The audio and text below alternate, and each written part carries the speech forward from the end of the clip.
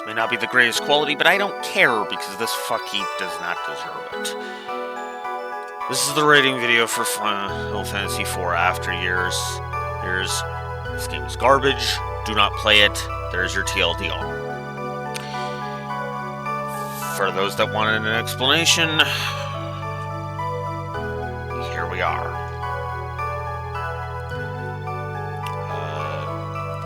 Yeah. Oh, God damn it. Okay. We're still good. Alright, so, 7 sessions. I had no access to cheats because Cheat Engine told me to go fuck myself.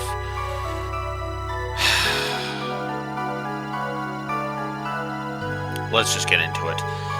But, the final score, or as you can tell by the thing, was net on the story axis was net negative 26.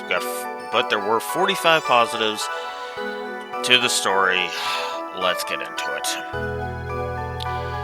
There's not a lot of good humor in this one, but when it's there and it is on point, it is great. Theodore ended up being actually a lot better of a character, in my opinion, than, well, everybody makes him out to be. I kept hearing, Theodore is a brat. Ursula Rosa's kid is a brat. What fucking character are they talking about? Because none of the child characters were actually brats in here. They didn't act arrogant, uppity, and frankly, their parents were more idiotic and stupid than they were. So, yeah, no. Theodore's haters can fuck off. Ooh, Ursula too, while we're on the subject. Young's daughter? Yeah. Rosa gave me an even more practical reason for her to fight with Cecil, so yeah, I gave her this positive as reward. We'll get into the bad writing. Here's a shock. Edge is honestly kind of awesome in this one, and as he is able to think on his feet and get around all sorts of bad situations. Dude has grown up, is what I'm saying. Harley, that is Edward's assistant, is honestly kind of awesome even from the get-go, as she manages to cut to the heart of the matter and seems to know how to do certain other characters' jobs better than they can. And like with the Chancellor in the beginning of Edward's tale. So that's cool. Edward was also a good character. Young, once he got there, was really cool. Speaking of his daughter, I actually really like Ursula. So, yeah, again, the haters can fuck off on that front. Kain, as in the one that's referred to as Hooded Man for a large chunk of the game, is honestly a good character, and I really like his arc. Even if I think the evil doppelganger thing is a little dumb, with the whole dark side thing. That was dumb. Why the hell are there 2 Kains? So that's it for the character pluses. Yes, humor got 1. The presentation only got 1 positive to it, and the characters and there got 8. Yeah. Now we get into moments. Edge's moment at his parents' gravestone. That was a nice one. I gave a triple positive to him using the trapdoor in the crystal chamber of the Tower of Babel.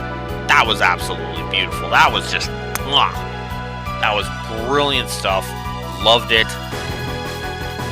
That was a clever use of a bullcrap minor thing in the OG, so kudos there. Also, I like Edge's tail. I gave it a plus. It shows out the stakes nicely and shows Edge's growth in spades. This Edge is worth Rydia IMO. Too bad this version of Rydia isn't worthy of this version of Edge. I'm not apologizing for that. Still not changing it in my setting though. And this fuckheap of a game story is why. Then there's Edge using the... Did I really say Edge? That should be Edward. Edward using the Whisper Weed is another clever usage of something that was kind of dumb in the OG. Hey, so... You caught me with that game. Bravo. The flashback of when Ursula was born, that was great, with everyone telling Young, go be with your wife and newborn. That was good stuff. Shows the level of respect Young's men have for him, not only him, but their queen as well. Because Yang became king of Fabul. In fact, the flashbacks in general are short, sweet, and honestly the best written parts of the game, to be blunt. Young's tale is honestly a decent look at Young as a character and his relationship with his daughter. Not her, that. While I don't like how he treats her, I nevertheless think it is done well. As much as I hate the Kain having a dark side thing, him confronting said dark side is honestly a good scene, and I gave the whole concept of the Holy Dragoon a triple positive. It is the only thing in this game that I honestly, no joke, unironically love. It expands the idea of paladins, it enhances Kain's character, and it just looks cool. Until you've seen it for, the entire rest of the game, in which case it starts looking really, really stupid. Oh well, still a triple positive. In the tale known as labeled the Crystals, there's some good gameplay story integration. Odin being the one to free Cecil, that was cool. Theodore and then we get into the heart-to-hearts during the subterranean. Theodore and Ursula have an admittedly nice heart-to-heart there. I like Edge's heart-to-heart with Diabolin 4. Or Palamaporum's heart-to-heart, it's nice and wholesome. Rydia and Luca's heart-to-heart, it's a good one. And I highly recommend bringing Edge. Wow, I did not care about this review at all, did I? I highly recommend bringing Edge with you, who after the boss fight with Dr. Lugae, until after the next boss fight, as it will be a glorified cutscene. I honestly like it as a heart-to-heart between Edge and his parents. It may be short, but it is honestly sweet enough to warrant the 3 positives. Then there's the heart-to-heart between Porum, Lenora, and Luca. I actually feel like that is a good, nice, wholesome moment. And, okay, I'll admit it, Cid and Luca's heart-to-heart made me laugh. Then there's Edward and Harley's heart-to-heart, which is, you get the idea. Then there's Edge and Yong's heart-to-heart, which makes me wish Edge was this well written in the OG FF4. Then there's Golbez and Theodore, not a combo that I would think would make for a good heart-to-heart, but here we are. Then there's the fight against the Dark Knight at the end of the subterranean. It is honestly a great moment and feels like the Harvey family coming together to overcome a great darkness. And I love that. This is actually the best scene of the game. Well, the Holy Dragoon is the one concept that I unironically like. As much as I don't care for this concept, this is still good stuff and the best scene of the game. So there you go. Golbez and Cecil's heart-to-heart are in the depths after he regains himself. That's pretty cool. Cecil and Kain's heart-to-heart. It really shows Kain's growth. Love it. Kain and Theodore's heart-to-heart. Another great scene. And despite myself, the prayers moment just before the final boss was pretty heartfelt and well done. And the ending is wholesome, and despite myself, I do find myself loving it, so, just not enough to justify playing this fuck heap again. And then despite myself, it is actually a decent outro on the story axis, so it's just the overall package is garbage incarnate. Let's get into the negatives, which brought it down to a net score of negative 26. So if the 3D version was going to have voice acting, then why bother having the dynamic cutscenes?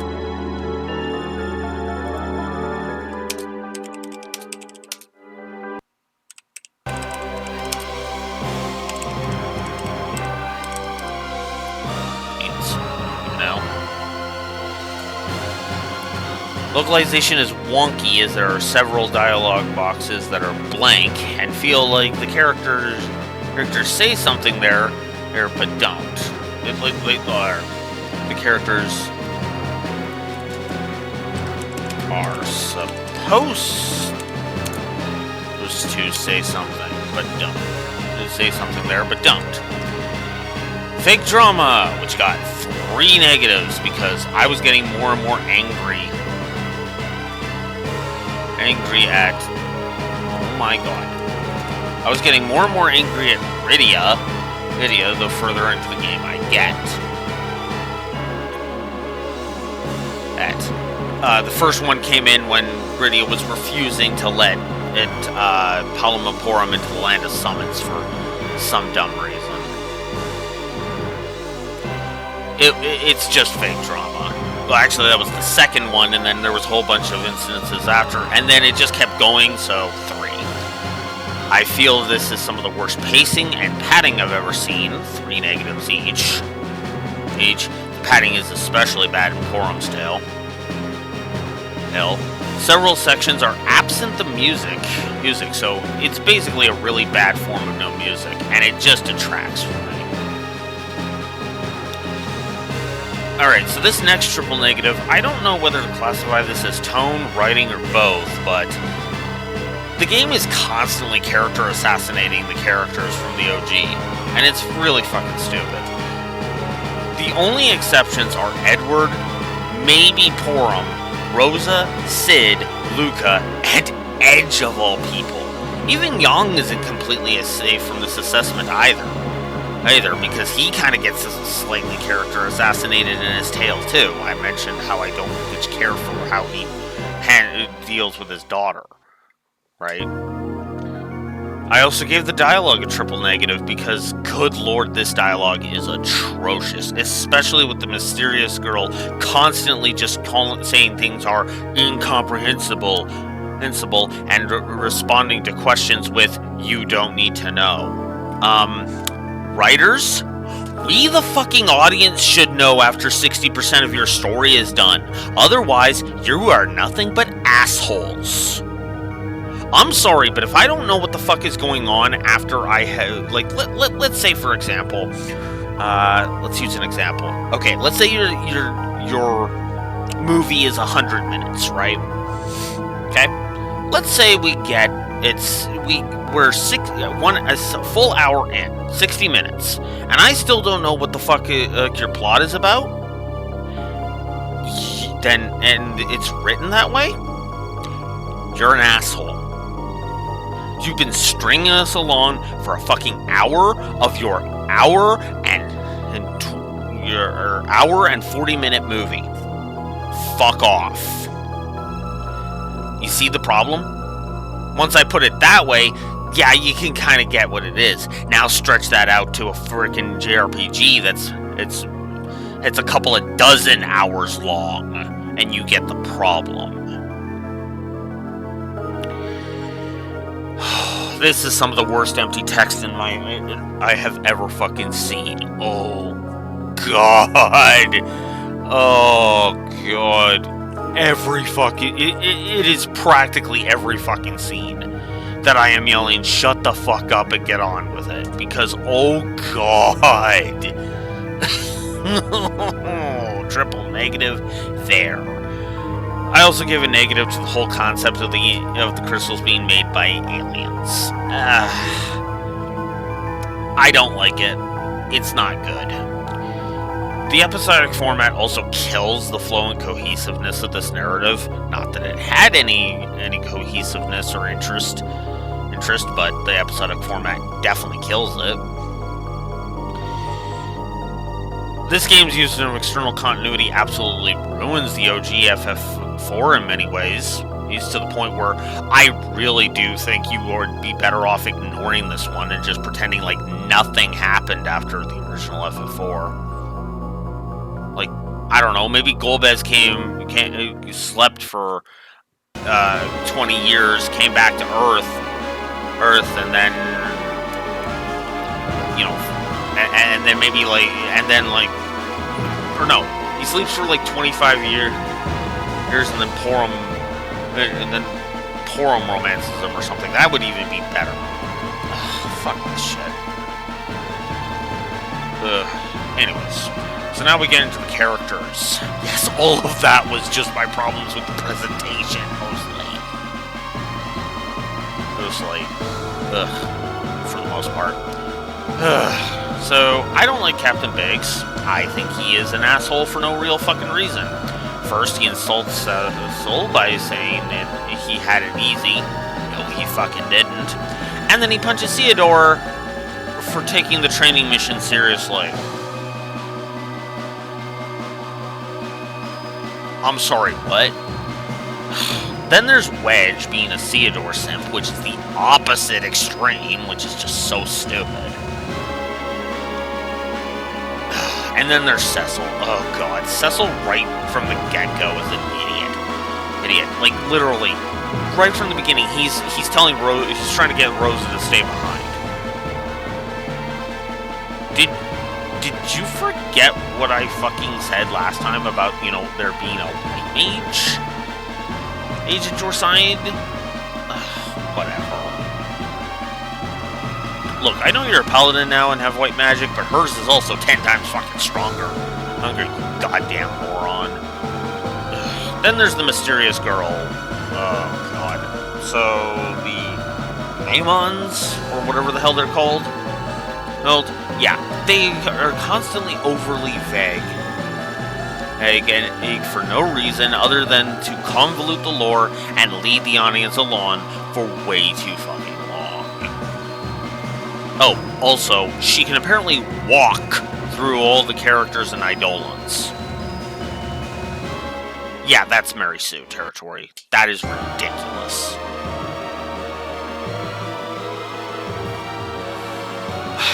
Palom also got on my nerves and was a triple negative. Negative this time. Azura is prickly in Rydia's story because the name of the game is character assassination, apparently.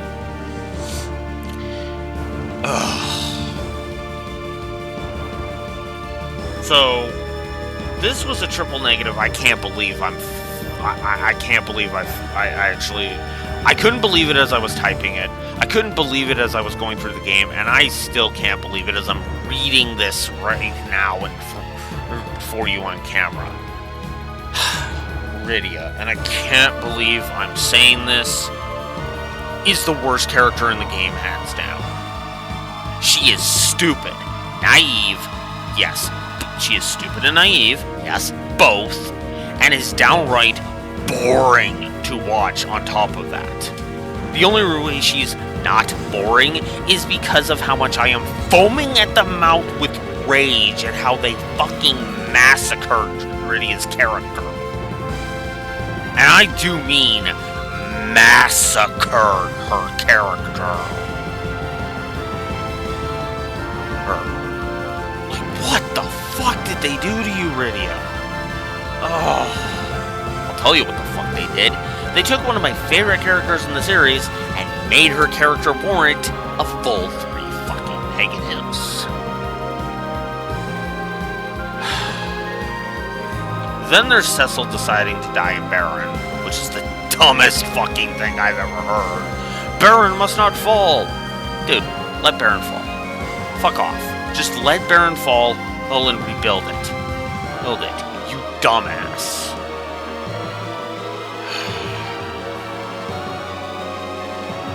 Then there's the return to Baron Castle, during Theodore's Tale, which is just that's where no music really started to be really fucking stupid. This is also a shitty intro, no matter where you chop it, which I chop after Theodore's Tale. No, but regardless, it's bland, it's generic. Eric Cecil is a moron, and the main plot is only barely hinted at, so yeah, no. Fuck this intro. Triple negative. I also don't like how much padding Edge's Tale contains. I like Edge's Tale for the most part, but even I have to admit, it's got its issues when it comes to padding.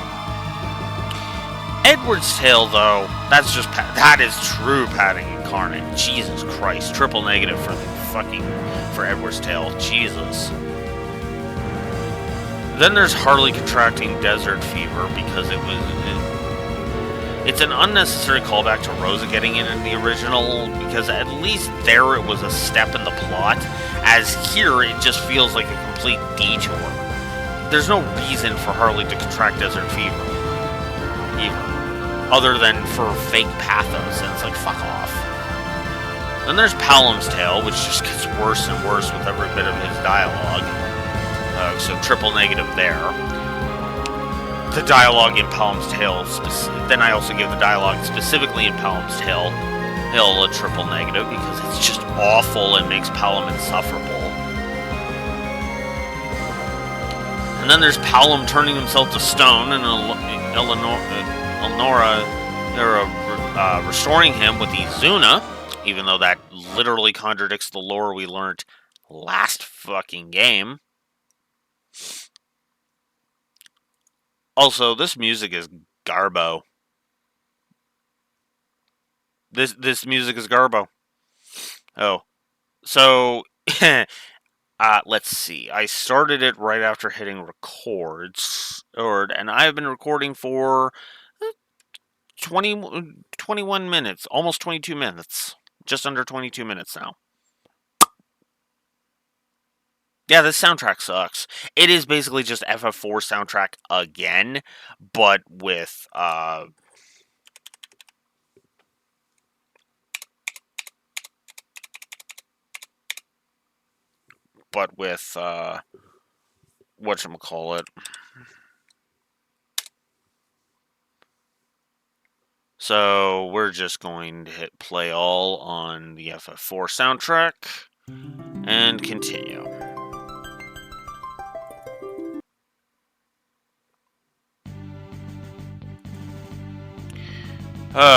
Okay. So, let's see. Palom turning himself to stone and then being restored by Elnora, it literally contradicts the lore of the first game, because Izuna was not supposed to work because they willingly turned themselves to stone. Like, it took the Elder, whatever frickin' magic power he had, whatever, crazy spell he had to do it. So, I mean, yeah, I know the Maymond or whatever was going to just destroy him to get the crystal, but whatever, I also don't like Porum's Tale. I think it is bad. So, first of all, it's called the Vanished Lunar Whale, and the Lunar Whale is nowhere near the focus. Also, Kane's inclusion is superfluous at best, and it practically assassinates Rydia's character with fake drama. So, yeah, triple negative. Then there's Rydia's Tale, which is just a giant circle jerk of teasing answers and then devolving into filler for no reason. Then there's the Lunarian's Tale, which has 8 identical scenes that show the crystals in the moon shattering. Like 1 to 3 times for emphasis, sure.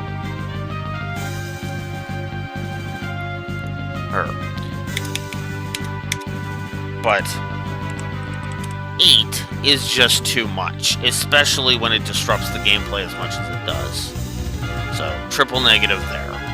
I originally thought it was only going to be the 7, but no, there are literally 8 of them that are just like, yeah, no. It's like, fuck off. Then there's the Eidolon fights, each during the Crystal's Tale, which follow the same format and make Rydia look like a goddamn moron, no matter how many of them you do. Because the formula is, Eidolon is running rampant, we try to deal with it. Rydia tries to use words to communicate with the Eidolon, which always fails. Event happens, if there's any, we fight it. Then eventually, when we knock enough sense into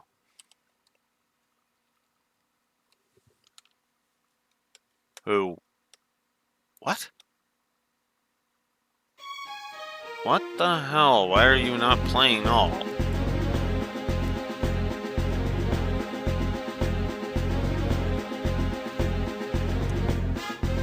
Oh, anyways. Sorry about that. For some reason there was no autoplay there. Anyways. But anyways.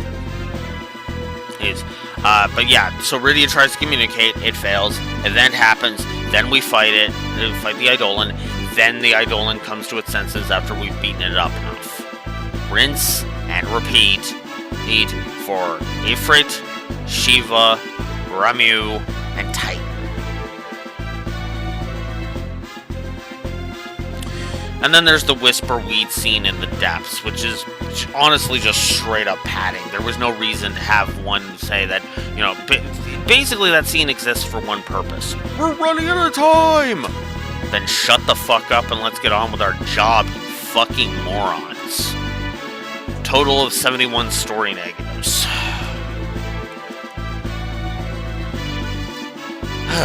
So, the Bestuary, even though it's only accessible in the main menu, it's not great. It may not be great, but it's okay enough. There's decent options, there's decent tutorials, there's a good world map, there's a good mini-map, there's good autosaves, there's good auto battle in here. Yes, it is actually the Pixel Remaster style of auto battle. That's why it's good, by the way. So, good. Decent combat animations. I didn't end up enjoying the core combat for the most part. Band attacks are basically the dual attacks from Chrono Trigger, and that's kind of awesome. Why the hell is YouTube not... Why the hell are you not autoplaying? I do not understand you at all.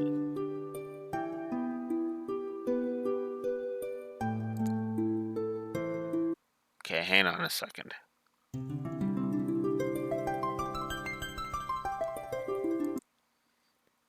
Hang on. Okay, there we go.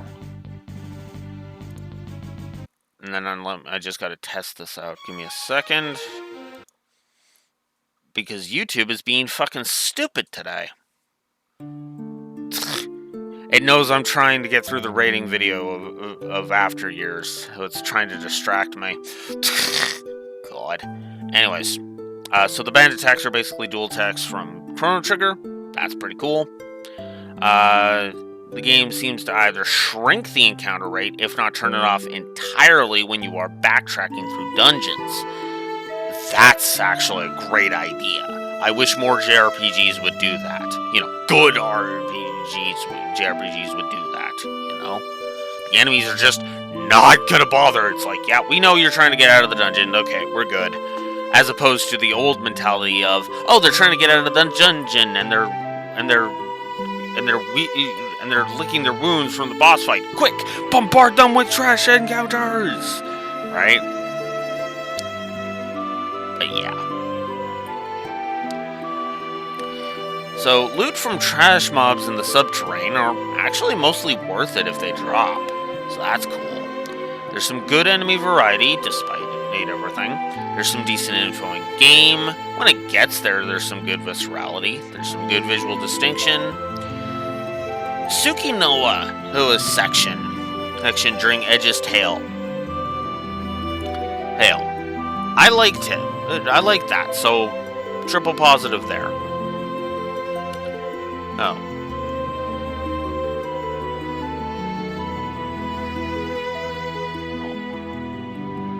Especially considering Mount Ordeals actually levels Tsukinoa pretty well. Right? You just got to get over, I think, like 1 or 2, and then he's got enough speed that he'll just tear through the rest of the trash mobs he encounters, which is awesome. So triple positive there. I also gave Zangetsu's section during Edge's Tale a triple positive. I felt it was well crafted and tailored to having only one party member, and the enemies and loot in the chests reflect that nicely.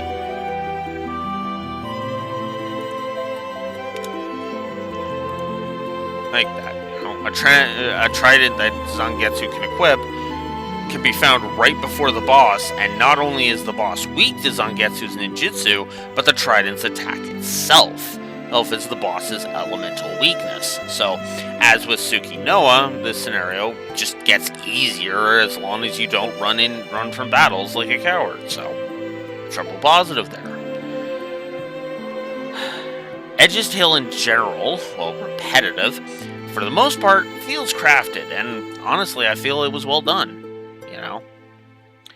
Yang and Ursula versus Dark Cain. That was a fun fight and a good test of skill. Cooler Mammoth, which I believe is the Palum Emporum version, was actually a decent challenge. Unlike his Cain's Tail counterpart. And this music is too epic for this. So we're just gonna move on.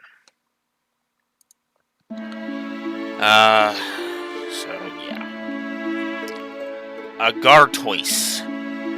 That was a fun fight with an interesting gimmick. Once you get to the final tale, the crystals, there's some, as I stated in the story positives, there's some good gameplay story integration. The interdimensional elevator is a nice convenience feature in the subterranean, which allows you to, so that way you're not going through the entire thing over and over and over again, right? You could just warp back to the checkpoint, which is nice. The rematch against Scarmaleone was actually kind of fun. And Rubicante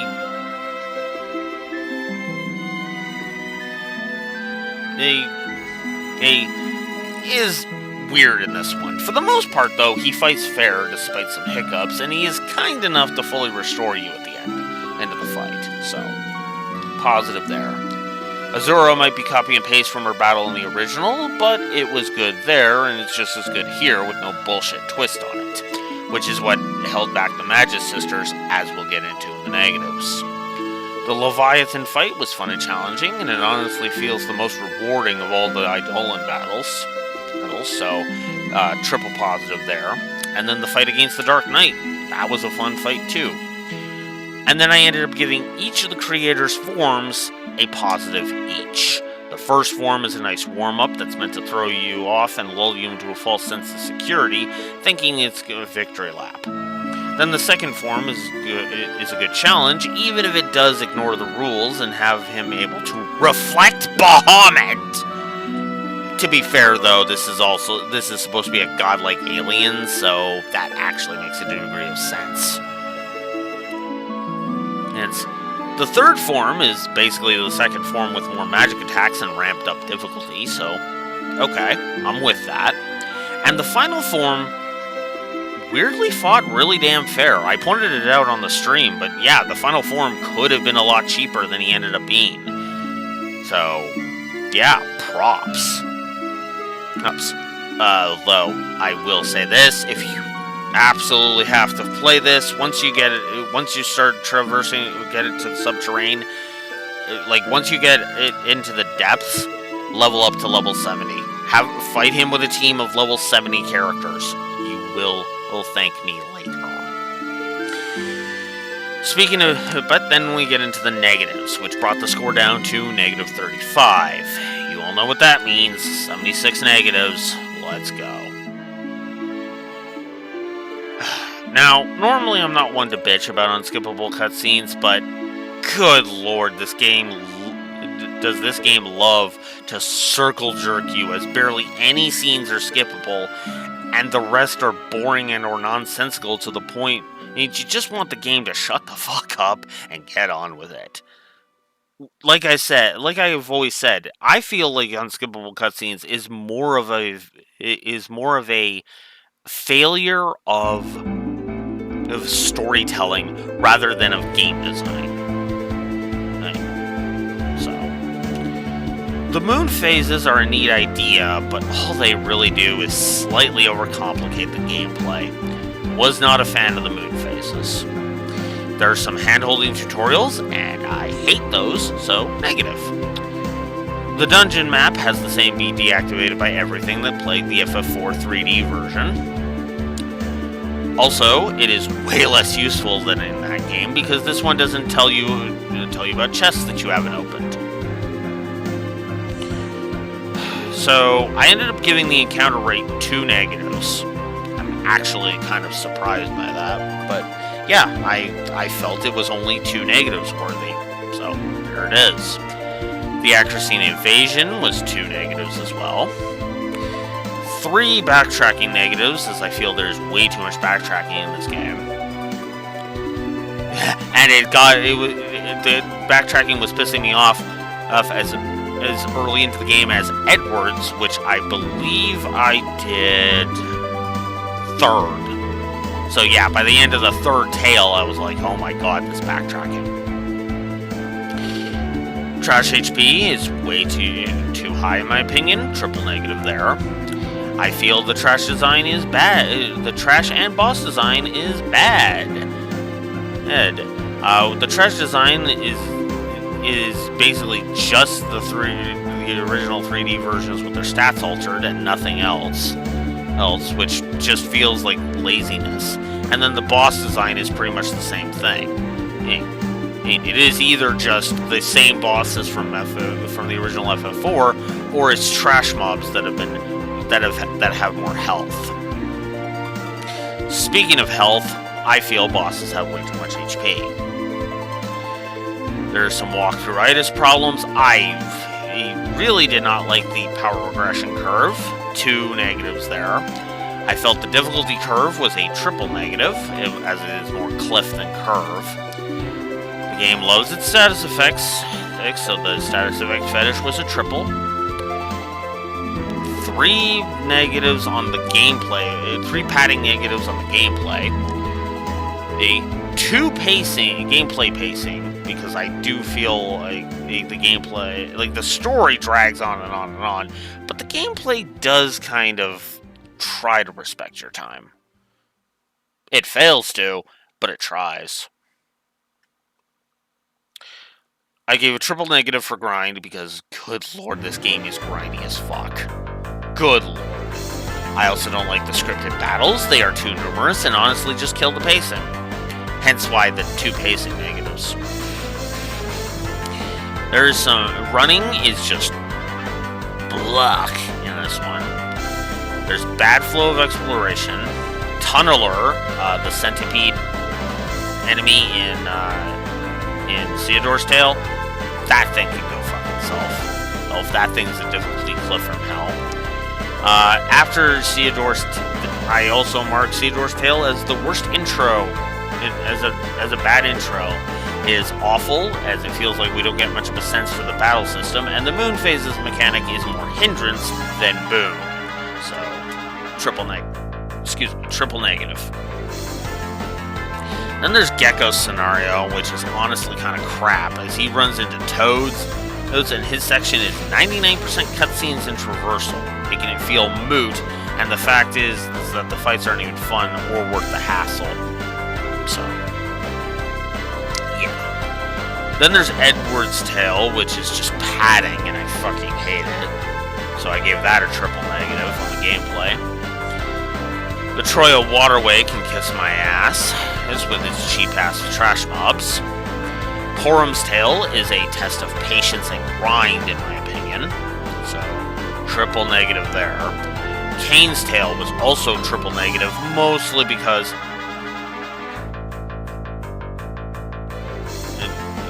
Kane's Tale is a difficulty spike, and honestly, also the start of Porum's has you going through that underground waterway, and you basically become trapped in the second half, and that just pissed me off. So, fuck that. Then there's Octokraken, which is the Kane's Tale version of the Kraken that got a positive. He was a triple negative, because good lord. Or, I mean, Jesus. Because, like, if you're not actively trying to level your characters, Octokraken is probably... Rydia's Tale and Octokraken are going to be 2 of the biggest hurdles for you. I God, I hope there isn't a speedrunning speed. I hope speedrunners don't fucking torture themselves with this game. I really don't. Then there's all the Eidolon fights in the crystals. They follow the same goddamn pattern. This is where I explain everything, by the way. Hey, she wastes time talking to them, which means you aren't selecting commands. And the scripted event happens if there's any, and then we fight a cheap as fuck fight until the Eidolon in question wakes the fuck up. Rinse and fucking repeat until you have Shiva, Ifrit, Remuth, and Titan. It's annoying as fuck. 3 negatives. Dr. Lugae is status effect fetish the boss. And Barnabas hits like a fucking freight train. Triple negative. The CPU fight is an awful fight because of the insane amount of healing the defense node does. It's excessive and irritating, with no counter other than kill it and then just target the CPU directly. Directly with physical attacks. Next, while leaving the attack node alive. So, yeah, not a fan of that. Oh, by the way, the attack node's also hitting with the AoEs constantly in that fight, which doesn't help. Lunar Dragon would be a fun, if challenging fight, if it was worth it. He gives you 0 gil, 0 exp, and your reward is one of your characters learning dual cast.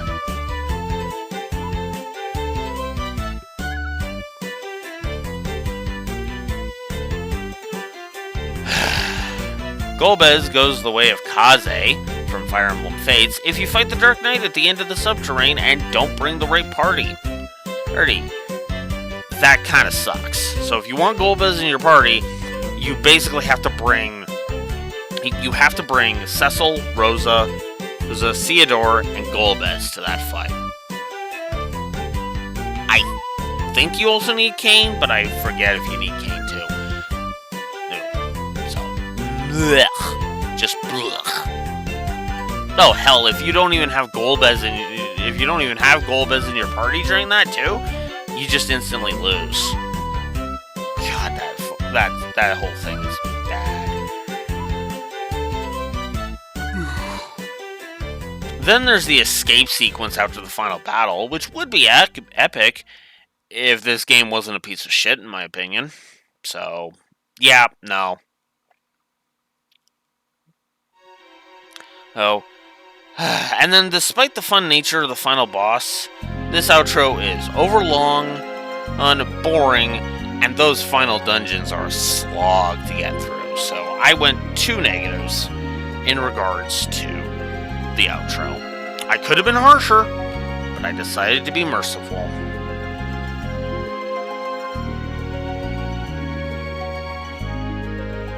I hate the after years. There is no questioning. There's no questioning this. I hate the after years, and it is junk. The after years is absolute fucking trash. Rant view levels, and basically single-handedly, this game has basically made me not want to ever bother with, honestly, any more Wolfenstein Proper videos. I've been thinking about that anyway because I feel like I feel like I agree with the lore runner that a Wolfenstein format works better for TV shows than that and movies. So I'm probably going to start doing that going forward. But regardless, that's after years. I will never talk about this game ever again unless I decide to just pull the trigger and just do a rant view, which would mean I would have to come up with a changes section, but I don't know if I have any. I guess just don't character assassinate all of the characters. Make the Mamons struggle a bit. And maybe don't have fucking godlike aliens create the fucking crystals. I think that would, suffice. The problem is that there's too many things I would need to change. Because After Years, in my opinion, is one of those fundamentally broken games. Even with something like Final Fantasy 13, I could fix FF13's gameplay. I would need to tweak a lot of under the hood stuff, but I could actually make FF13 work. And hell, one of the easiest ways I'd be able to do that, pull down the numbers in 13. Like literally, you chop every enemy's HP in half, and FF13 becomes much better. I'm not even joking when I say that. Like, for example, I believe Orphan has, what is it, 7 million HP? Have Orphan have 3.5 million HP. Now, that's still a lot, and you're probably looking at me like, that's still a lot, Blue Wolf. Yeah. But that's more fun, because, you know, instead of it taking you, 20 minutes or whatever, 10, 15 or 20 minutes to beat it, frickin' bam, now you're fighting, now you're trying to bring down 3.5 million HP, which is still a lot, will still take you a while, but it's better than slogging through 7 million, and would be far, far more doable. This game, I'd have to literally write a different narrative. I would literally have to write a different narrative and make a different game. This is a game that should have been scrapped, is what I'm saying. Final Fantasy IV: The After Years, I don't like it. But that's all I got. Until next time, Blue Wolf Alex the Lore Walker signing out. Have a good one. Later.